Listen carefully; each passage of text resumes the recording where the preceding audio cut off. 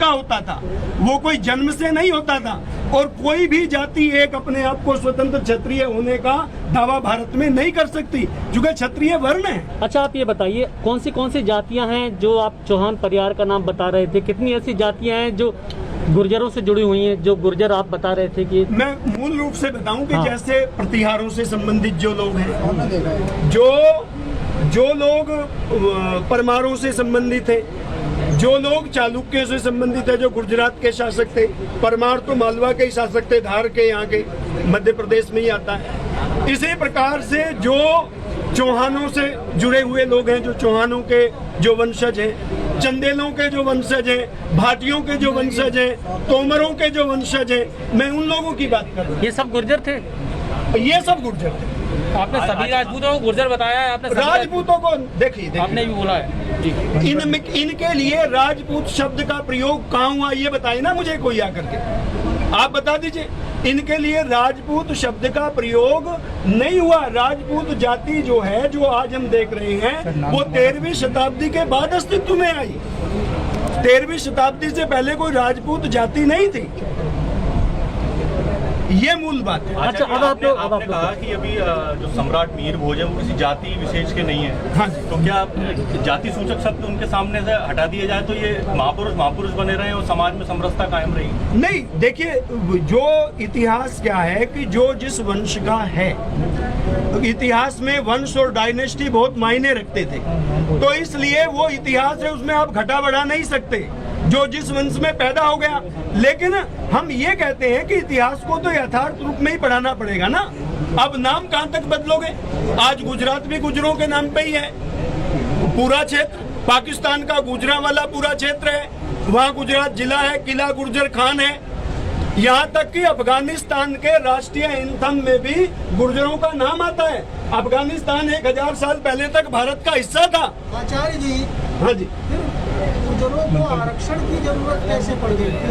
देखिए, गुर्जरों को आरक्षण की आवश्यकता जो पड़ी, गुर्जरों की जो ये हालत हुई, वो इसलिए हुई कि सभी गुर्जर हैं, आपको जिस तरह बता रहे हैं। हाँ, मैं जो बता रहा हूँ वो इसलिए पड़ी कि तन के राष्ट्रीय एंथम में भी गुर्जरों का नाम आता है। अफगानिस्तान 1000 साल पहले तक भारत का हिस्सा था। आचार्य जी, हाँ जी, गुर्जरों को आरक्षण की जरूरत कैसे पड़ गई?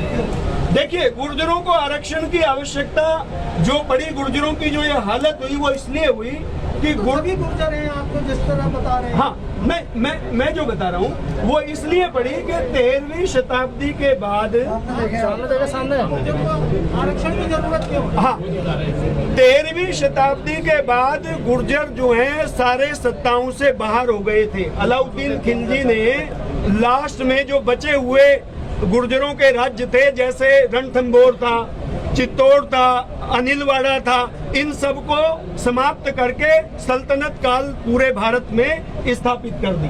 उसके बाद गुर्जरों ने क्या किया कि इन्होंने गुरिल्ला वार लड़े, और ये गुरिल्ला वार इन्होंने 400 सालों तक लड़े। इनके विरोध इन्हें जमने नहीं दिया विदेशियों को।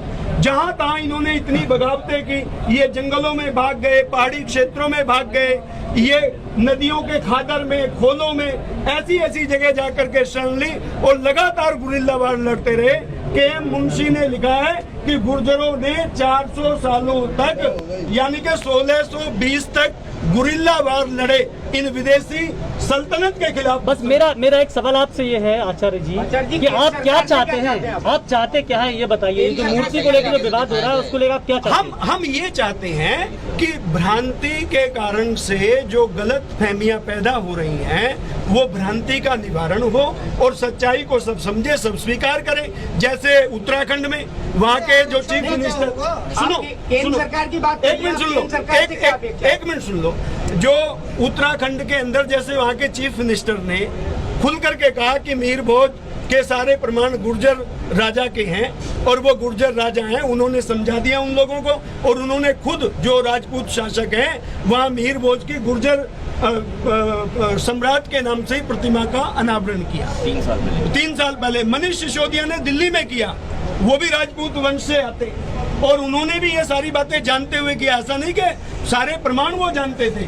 और जो उन्होंने समझाया था वहाँ उन सब लोगों को, तो इसलिए मैं आपसे ये बात कह रहा हूँ, ये इतिहास है, उसकी सच्चाई को जानना हमारा फर्ज है। गलतफहमी में तो फिर कुछ लोग गलतफहमी अगर बढ़ाएंगे तो लोगों में गलतफहमी से फिर गलतफहमियां ही क्रिएट हो जाती हैं। आप सरकार से क्या चाहते हैं? सुनिए, केंद्र से हम चाहते हैं कि पाठ्यक्रम में संशोधन होना चाहिए और इतिहास का जो सही पक्ष है वो सामने आना चाहिए।